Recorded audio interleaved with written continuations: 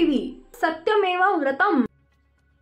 महाराष्ट्राचे सुपुत्र न्यायमूर्ती भूषण गवई यांची देशाच्या सरन्यायाधीशपदी नियुक्ती झाली।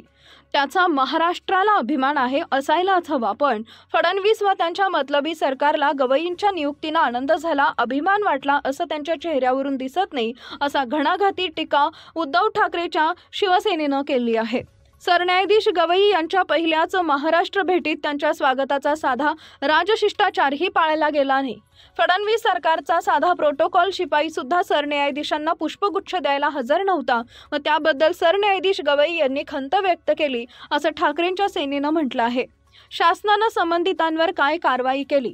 आपल्याच शिष्टाचारांना मुळीच कौतुक नाही। अमरावती नागपूर इथं आपण पायलट एस्कॉर्ट घेऊन जात नाही, परंतु हा लोकशाहीच्या एका स्तंभानं न्यायपालिकेला मान देण्याचा मुद्दा आहे।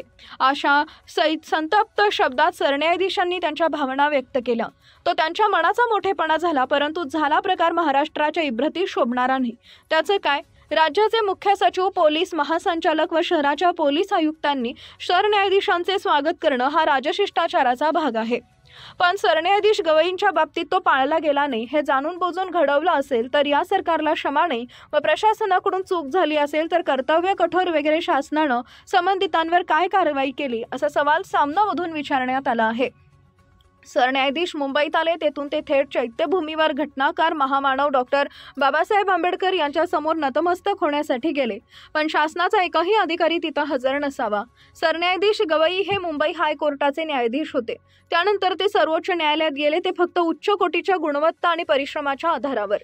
डॉक्टर बाबासाहेब आंबेडकरांनी शिखा आणि संघर्ष करण्याचा जो मार्ग समस्त दलित, शोषित आणि समाजाला दाखवला, त्याच मार्गावरून अनेक खाच खळग्यातून मार्ग काढत न्यायमूर्ती गवई देशाच्या सरन्यायाधीशपदी पोहोचले।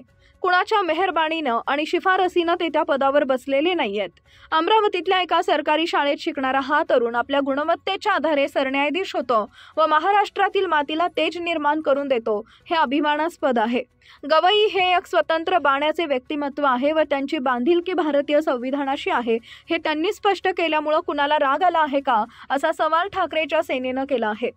हे फडणवीस नीती शोभणारे असले तरी महाराष्ट्राच्या परंपरेस कलंकित करणारे आहे।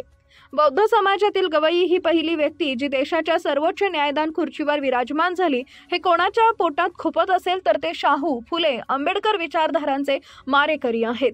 न्यायमूर्ती गवई यांच्या आधी एक महाशय न्यायमूर्ती धनंजय चंद्रचूड सरन्यायाधीश म्हणून नियुक्त झाले, तेव्हा महाराष्ट्राचे सुपुत्र सरन्यायाधीश झाले म्हणून त्यांचे सत्कार व स्वागत सोहळे राजशिष्टाचाराच्या धामधुमीत पार पडले। राज्याचे मुख्यमंत्री, उपमुख्यमंत्र्यांचा फौज फाटा तेव्हा हजर होता, तेव्हा हे सर्व शिष्टाचारास धरून नव्हते। कारण महाराष्ट्रातील राजकीय बेईमानीचा खटला सरन्यायाधीश चंद्रचूड यांच्या समोर सुरू होता, पण तरीही महाराष्ट्राचे सुपुत्र म्हणून त्यांचा सत्कार झाला। मग सरन्यायाधीश भूषण गवई हे महाराष्ट्राचे सुपुत्र नाहीत का? चंद्रचूड आणि गवई यांच्यात भेद करणं सर्वस्वी चूक आहे। हे फडणवीस नीती शोभणारा असला तरी महाराष्ट्राच्या परंपरेस कलंकित करणारा आहे, असं सामनाच्या अग्रलेखात म्हटलंय। गवई यांनी सांगितले की मी फक्त संविधान मानतो, संविधानाच्या वर कुणीच नाही, संसद वगैरे नंतर।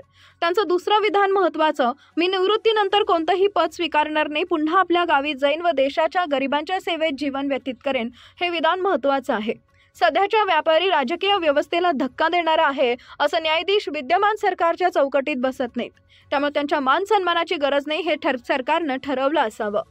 महाराष्ट्रात सध्या पक्षांतर करून भाजप व मिंधे गटात गेलेल्या उंदीर, घुशी, मांजर, बोके यांना सुद्धा प्रोटोकॉल प्राप्त झाला।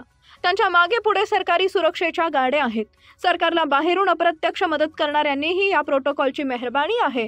अयोध्येपेक्षा जास्त सुरक्षा दल याच प्रोटोकॉल कार्यात गुंतले आहेत। उंदीर, मांजर, बोक्यांबरोबर त्यांच्या पिल्लांनाही प्रोटोकॉल सारख्या सुरक्षा व्यवस्था ज्या महाराष्ट्रात आहे, तिथं महाराष्ट्राचे सुपुत्र असलेल्या देशाच्या सरन्यायाधीशांना कोणतंही प्रोटोकॉल नाही व ही खंत सरन्यायाधीशांनी जाहीरपणे व्यक्त करावी लागते, ही अत्यंत गंभीर आहे, असा खोचक टोला शिवसेनेनं लगावला आहे।